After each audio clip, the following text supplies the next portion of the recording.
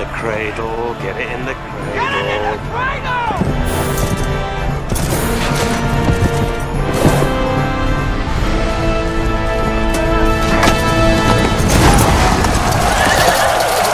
Hello and welcome back to Film Vault, where today we're counting down 20 crazy facts about A Knight's Tale. Between studios fighting over casting choices, bizarre behind-the-scenes stories, and a medieval film blasting rock music like it was a concert, this movie had chaos written all over it. But before we get into it, don't forget to hit that subscribe button for more content like this, and leave a comment below for which movie you want to see covered next. Number 20. The studio had originally wanted Paul Walker to play the role of William Thatcher, but writer-director Brian Helgeland thought that Walker seemed too contemporary, like a guy who should be driving race cars. Ironically, Walker starred in The Fast and the Furious, which hit theaters 6 weeks after A Knight's Tale. The director did not agree with the studio's choice and held out for someone different. Heath Ledger eventually got the part. Back then, he wasn't a big star and mostly known for the teen movie 10 Things I Hate About You. Casting him would be a risk, but it worked out in the end. I passed along the River Thames, its waters did they reach? Number 19.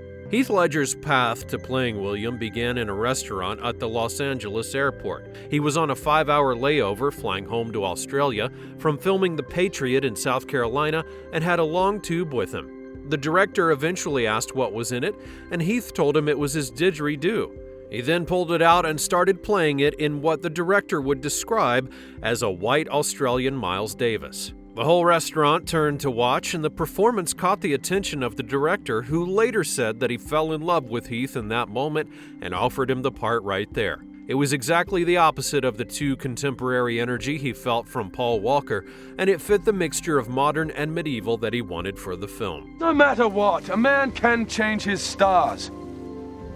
And I won't spend the rest of my life as nothing. Number 18.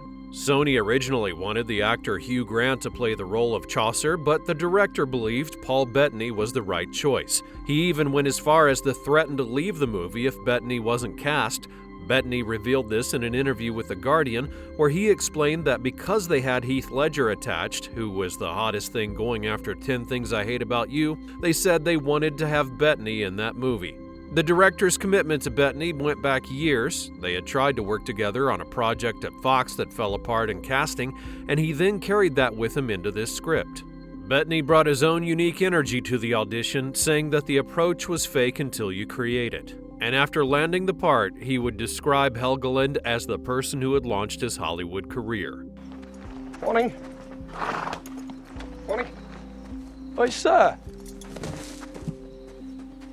Number 17. The Sony executives didn't find Paul Bettany funny, so they thought he wasn't the right fit. However, the director did not give up. He invited Bettany to his house, took out his camera, and began shooting different versions of scenes where Bettany pretended to pull a thorn out of his foot, lifted his foot to his mouth, and bit the thorn out with his teeth. The same scene would end up being Bettany's big introduction in the film. Helgeland took that home shot footage to Sony the very next day, and when the scene played, the room filled with laughter. It was the moment that he knew the strange idea had worked, and he called Bettany right after and said that he had gotten the part. How are you? Lilium interspinous. The lily among the thorns. Geoffrey Chaucer's the name. Number 16. Before Paul Bettany would be selected, Sony actually considered casting Drew Carey from The Drew Carey Show and Whose Line Is It Anyway? Helgeland, though, did not think that that choice would make sense and explained that it was nothing against Drew Carey, but it would completely have taken people out of the film. To make Sony change their minds, Helgeland actually told them that the jousting was the star of the film, and they actually believed him. The plan worked in the end, but just imagine Drew Carey on screen reading poetry with a sitcom vibe in the film. It doesn't quite have the same charm. I will eviscerate you in fiction. Every last pimple, every last character flaw. I was naked for a day. You will be naked for eternity.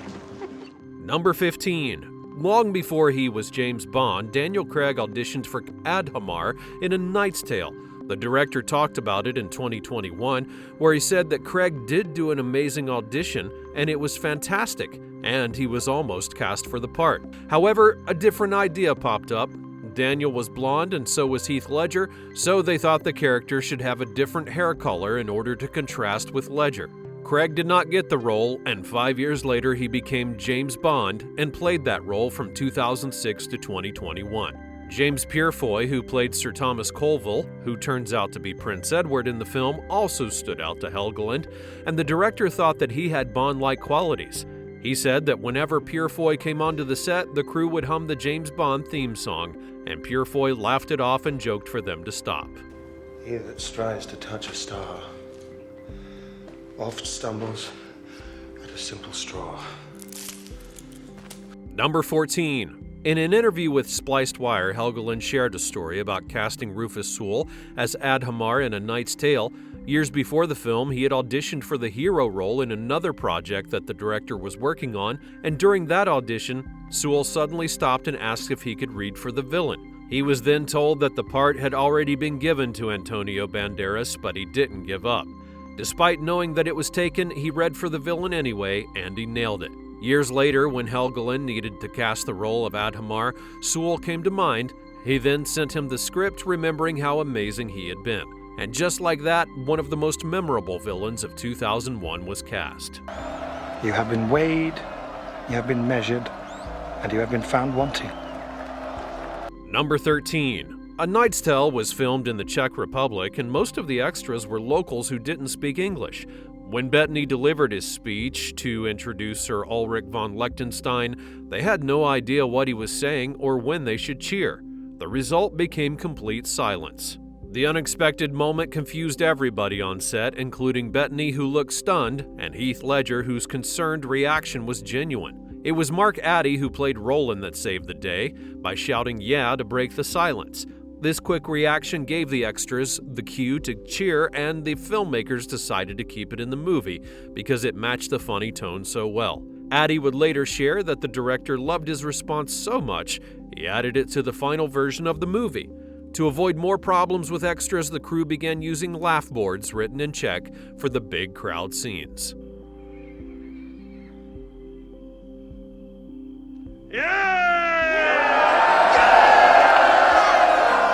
Number 12. When Kate, who's played by Laura Frazier, creates his lighter armor, she leaves her mark on it as a blacksmith.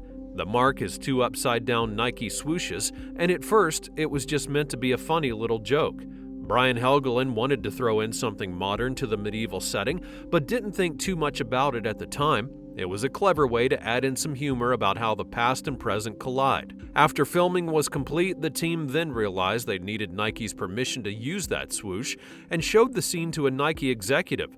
The rep pointed out that one of Nike's founders is named Phil Knight. It hit them like a revelation. A knight wearing armor stamped with the Knight Company swoosh then became the most perfect and unplanned piece of product placement in movie history. Helgeland even talks about this surprising connection in the DVD commentary. One of these. The marks of my trade. Should another knight admire the armor. Number 11. The director was already in Prague making the film when Heath Ledger flew out to join him early, but when he realized how inexpensive it was to stay there, he invited the rest of the cast to come in. Mark Addy and Alan Tudyk arrived, thinking that they'd spend their time preparing for horseback riding scenes, but instead they later joked that they learned to fight, which took an afternoon, and then that was it. The rest of the time was just to hang out with each other, drink, and become friends, and that's what they did. At that time, beer was only 12 cents a pint in the Czech Republic, and the cast made the most of it. It was described as good Czech beer with no artificial additives, that paired perfectly with the warm hospitality they found. Paul Bettany would talk about exploring Prague and recalled that finding parties in bars, courtyards, and even homes was fun. Before filming began, they bonded for 2 weeks of pub crawls and late nights and brought their on-screen chemistry to life. Number 10. The church scene between William and Jocelyn is a continuous 4-minute shot that keeps you hooked from start to finish. The set was costing $130,000 a day, and the director was already running behind. Sony was not happy and told him he was a jerk for going over, and that's when he decided to shoot the entire scene in one take with no close-ups or different angles. The director and the actors practiced the scene many times, and it began to feel like a dance. Jocelyn walked away angry, and William followed her. Their emotions filled up the space, and the tension felt real, and when Sony saw the footage, they were both surprised and confused. They asked where the coverage was, and the director said that he had saved them $130,000. I will not lose.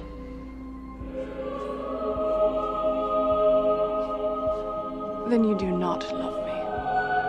Number 9. Lances used in the movie were no ordinary props. They had been specially made to break apart in the intense jousting scenes. Each of them was crafted from hollowed-out balsa wood and designed to shatter safely on impact, but to make the splintering look real, the tips were full of tiny wood pieces and uncooked spaghetti. When they hit the steel armor, they shattered, which created a dramatic spray of wood and pasta that looked like flying splinters. At first, the plan had been to use expensive CGI to create the effect, but one day the practical effects supervisor tested a lance by smashing it into a wall, and it shattered perfectly. When the director asked what he had done to make it so realistic, he replied spaghetti. They were so amazed that they decided to use the low-tech solution for the film and joked that they used up a lot of spaghetti and a lot of linguine. Number 8. After the first camera tests for the jousting scenes were complete, the crew realized they had a problem. They had tried filming by using sawhorses on trailers with a blue screen in the background, but it wasn't working, and so Helgelin later admitted in an interview that it looked horrible and fake. The team knew that they needed something real to make the jousting scenes feel believable, and that's when stunt coordinator Alan Graff came up with an idea. What if they had stuntmen actually joust at full speed? It was a risky plan, but seemed like the only way to bring the action to life. But there was a major problem. Very few people in the world actually knew how to joust for real. And so, they had managed to find 4 stuntmen to make it happen. 2 were experienced French jousters who had performed at Renaissance fairs, and another was Tom Dupont, a man who ran the jousting show at the Excalibur Hotel and Casino in Las Vegas. Dupont was the hidden star of the big tournament scenes, playing all of the roles, and most of the intense moments like the close-up impact and head hits were just him wearing different jerseys to play multiple characters.